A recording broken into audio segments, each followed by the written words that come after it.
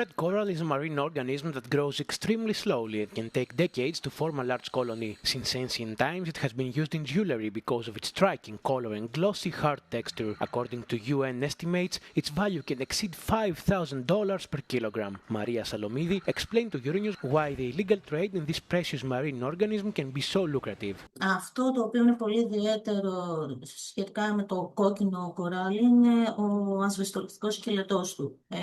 Η ασβεστολιστική του σύσταση είναι αυτή που επιτρέπει και τη σκληρότητα του υλικού, αλλά ταυτόχρονα μπορεί κανείς να το σμιλεύσει, μπορεί να το κόψει, μπορεί να το κάνει χάντρες. Είναι ένα υλικό το οποίο μπορεί να αξιοποιηθεί στην κοσμηματοποιία. Ταυτόχρονα υπάρχει βέβαια και μια πανάρχαιη παράδοση η οποία θεωρεί κατά κάποιο τρόπο το κοράλι σαν φυλαχτό, σαν κάτι που προστατεύει από τις ασθένειες. In recent years, demand has increased as red coral has made a comeback in the collections of major international fashion houses. At the same time, red coral populations in the Mediterranean are declining.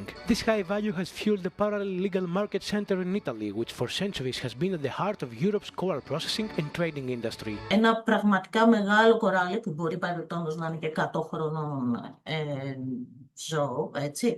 Ένα μεγάλο κοράλι που διαθέτει ένα πολύ χοντρό, σκληρό σκελετό μπορεί να γίνει ένα γαλματάκι. Οπότε η τιμή του στην αγορά μπορεί πραγματικά να φτάσει τεράστιες τιμές.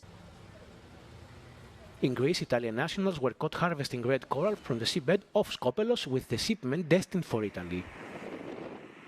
Σίγουρα δεν είναι μόνο Ιταλοί. Δηλαδή υπάρχει και από Έλληνες υπάρχει και γίνεται αυτό. Τώρα πόσο συστηματικό μπορεί να είναι, αυτό δεν μπορώ να σας το απαντήσω. Όπως επίσης και οι Ιταλοί που έρχονται, εάν έρχονται μόνοι τους ή αν όλα αυτά τα κάνουν σε συνεννόηση με κάποιους ντόπιους που τους δίνουν πληροφορίες, αυτά δεν μπορούμε να τα γνωρίσουμε. Αλλά το μόνο που θα μπορούσα με ασφάλεια να πω είναι ότι αν ένα εντοπίστηκε περιστατικό, σίγουρα είναι ότι έχουν συμβεί πολύ περισσότερα, έτσι.